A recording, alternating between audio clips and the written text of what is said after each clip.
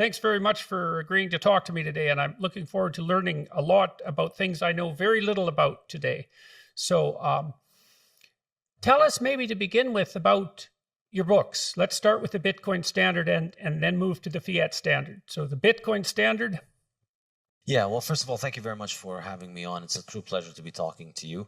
I published the Bitcoin Standard in 2018, and it was a book that tried to explain the economics of Bitcoin, why Bitcoin functions, why it functions the way it does, and what are the implications that you would expect from the continued growth of Bitcoin in the future. And so I analyzed it from the perspective of the Austrian school, relying on the work of economists like Karl Menger and Ludwig von Mises, and Murray Rothbard and Joe Salerno and Friedrich Hayek.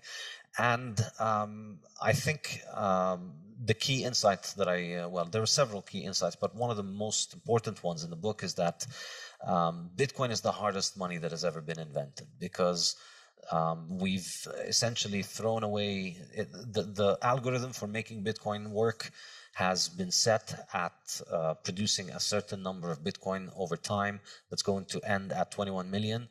And there's no way of making more Bitcoins. And I think after 12 years of Bitcoin operating, we can pretty confidently say there's not going to be more than 21 million Bitcoin. And so that makes Bitcoin truly unique as a monetary asset, because it is the hardest monetary asset that we've ever found.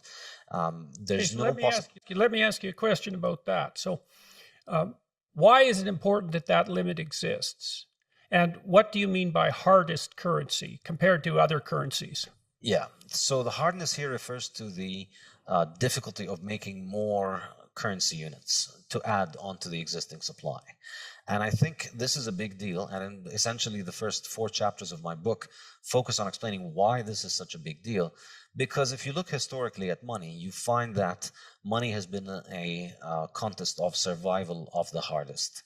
People are always looking for the hardest money available, and the ones who manage to find the hardest money manage to store their wealth in it successfully, whereas the ones who use an easy money will witness their wealth dissipate. So people will learn, but even if they don't learn, the market will brutally teach them the lesson by discounting and reducing the wealth of the people who put into easy money.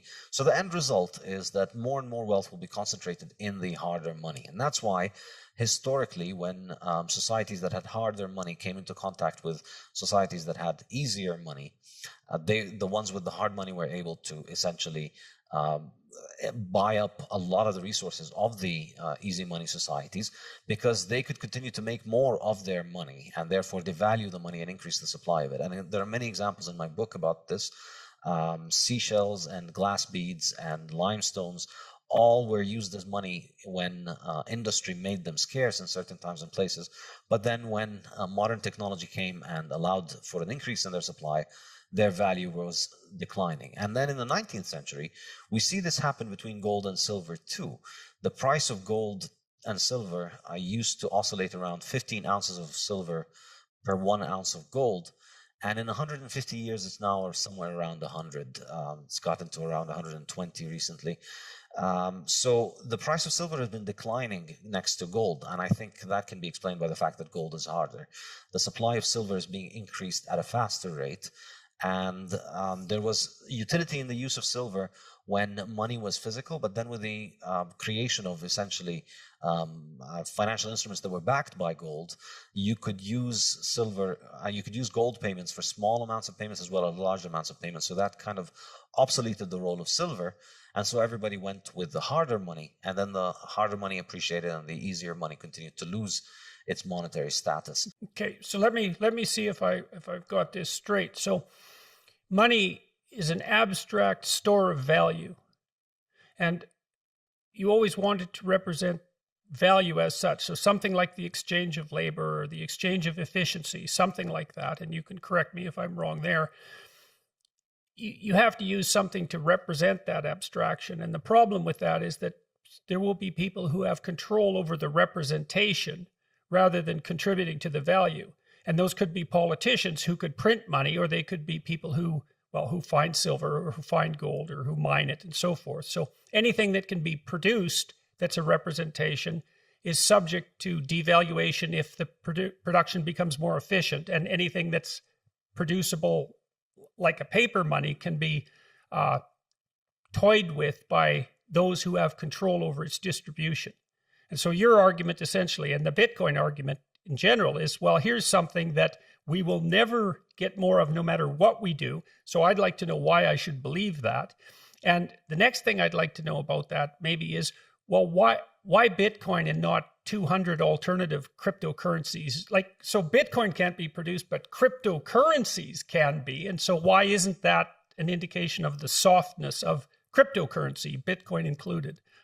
Yeah, well, these are great questions. So I think initially, yeah, you're absolutely spot on. It's exactly that whatever gets chosen as money, it holds value because it has value on the market.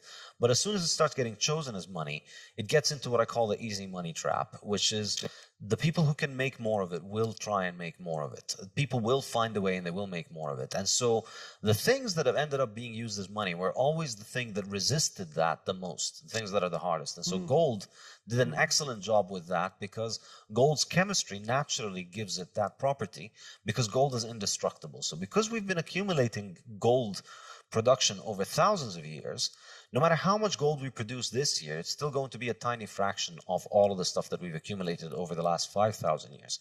And so every year the gold supply increases by around 1.5%. And that's why it beat everything out. So the hardest thing ends up winning, whether people consciously realize that that is the case, or just because of the realities of supply and demand. Every year we're making 5% or 20% or 30% more silver, and maybe 100% more copper, and larger quantities of all other commodities on the market, but we're only making 1.5 or 2% gold. So over time, gold holds on to its value, and over time that ends up being the best store of value. So gold resisted that, and then gold failed for issues we could talk about when we talk about the fiat standard. But then Bitcoin offers us this a possibility again, which is that nobody can break this algorithm. And I must say, this is really the reasonable skepticism about Bitcoin is that, yeah, well, it's just a line of code and then anybody can change it. It's a line of code, we can change lines of code all the time. Somebody can get under the hood and change the code. And it takes a lot of time to be able to understand why this is not exactly the case. And I try and make that case in my book extensively in the latter chapters of the book. But if I were to summarize it, I would say this. With Bitcoin, what we had was that the person who created the code, he put it out there. He was anonymous. He worked on it for about a year or two, and then he disappeared, and that was it. There was nobody in charge since then. It's now been more than 10 years that he's been disappeared, and there has not been anybody in charge of the project. And what we've only had are users. So Bitcoin only has users. It doesn't have any admins. There's nobody with a master key. And this is kind of the simple way of thinking about it, which is 10 years of this thing operating without anybody being in charge, and with everybody who tried to change the consensus parameters, the most important parameters of the network, everybody who tried to change these ended up basically failing. And Bitcoin has maintained its consensus parameters to the point where you could run it according to the same code that was available in 2009, and you could still make it interoperable with the current chain. And that's something that is unique about Bitcoin, which is that it is the coin that, I like to call it the Immaculate Conception. Somebody made these coins. Anybody could have mined the coins from the first day. They announced the currency and they said, I'm going to start running it on this day. And anybody could have joined. And since then, everybody who got Bitcoin at the market price, or because they mined it and expended resources, which roughly cost them close to what the market price was. So there are no insiders in Bitcoin. And Bitcoin has operated this way for 12 years now. And this is kind of the sociological explanations for it. Now, to get more technical in terms of the explanations, basically Bitcoin is a distributed network. And so anybody can run the code on their own computer, and the network functions according to the consensus parameters that everybody agrees upon. Okay, so I don't know what those are, the consensus parameters. Can you tell me what those are? What does that mean? Basically, the main and most important rules according to which the network runs from the beginning. And one of them, perhaps the most important one. Constitution. Yes, it's like the Constitution. And perhaps the most important one is the number of coins that are generated. So we have a very strict and clear schedule of how many coins are going to be produced every day, essentially in perpetuity. And if you abide by these consensus rules, then your computer can be in sync with the rest of the network, and you're in consensus with the network, and you can buy and sell coins, and you can transact coins on the network. But if you try and break those consensus parameters, you leave the coin. So the miracle of Bitcoin, in a sense, is that it has managed to maintain these important consensus parameters for 12 years now, and it continues to get increasingly more ossified every day. Bitcoin is the most conservative thing in human history, probably. There's not going to be, it just continues to get harder and harder to change the constitution of Bitcoin, and nobody's been able to do it in 12 years. So that's kind of the superficial or broad picture explanation of those things. But you could also get into the software itself. It's a distributed network, so everybody needs to be in consensus with the network. And then if you end up breaking the rules, if you end up trying to change the rules, which a lot of people have tried to do, all that you will do is that you will end up with another Bitcoin that is out there competing on the market with the original Bitcoin, but you've got a lot less liquidity and you've got a lot less ability to compete. And we've seen many people try and do that. And all that has happened is that their coins have continued to change their consensus parameters, because once you break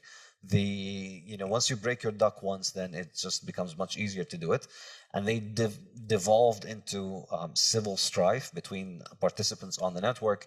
And of course, they lost economic value, and the value of the network is essentially dissipated close to zero. So Bitcoin continues to get stronger because it continues to demonstrate that it can do those few very simple technological tasks, and it can do them reliably, and it can do them according to the same rules that it has been doing them for 12 years. That's kind of the value proposition. It's immutable, it's decentralized, and the money supply is fixed. So that's kind of a big deal if you put all of these all together. Right. And so it's hard for anyone to make a Bitcoin substitute that can catch up to it, because it's established a kind of primacy given its track history of reliability and its widespread distribution. That's part of the argument for its primacy. Yes, but I think it's more than that. It's not just, Coca-Cola and Pepsi catching up to one another, or McDonald's and Burger King. There is a fundamental issue here, which is that what you would want the most in this kind of digital currency, because after all, this is all numbers and ones and zeros, and programmers can change it. And so if your programmers can change the consensus parameters of the network, which basically all the other digital currencies can do at will, the other digital currencies, they have these hard forks which change the consensus parameters quite frequently, and particularly the successful ones, because the way that they managed to get successful was essentially through active management. And so they're more like companies rather than private protocols. And the key thing is, as you said, there is a first mover advantage, but there's also the problem of the immaculate conception. If you make a new Bitcoin that's going to start from scratch, you break consensus parameters, or you start by imposing new consensus parameters, you're already not starting with that immaculate conception. You're already starting with the idea that there's somebody in charge. And so now it's not 200 coins, there's about 10,000 coins. And if you've heard about any of them other than Bitcoin, it's because there's a small group of people that have been behind them. And so that, as far as I'm concerned, makes it highly unlikely that they would have a monetary role, because at the end of the day, what you appreciate about Bitcoin, what makes me pay attention to Bitcoin, is that it is neutral money that nobody can control. So you can see two banks in two different countries use Bitcoin, because that means they don't need to resort to their own legal system and their own central banks and their own regulators in order to carry out this transaction, because Bitcoin is just neutral. They know, it's like the N engine. You click the right buttons and then the right smoke comes out and it does the right transaction that you want. Okay, so I'm going to recapitulate that for a moment. So, because there's something in there too that's quite difficult to grasp, quite difficult to believe, apart from the fact that the technical aspects are rather impenetrable for an outsider. The way Bitcoin came about seems like a story that's virtually impossible to believe. You can't couldn't make it up, right? So this unknown engineer, Satoshi, anonymous, came up with this idea that no one else had ever had, implemented it online, anonymized it, and then vanished essentially without a trace.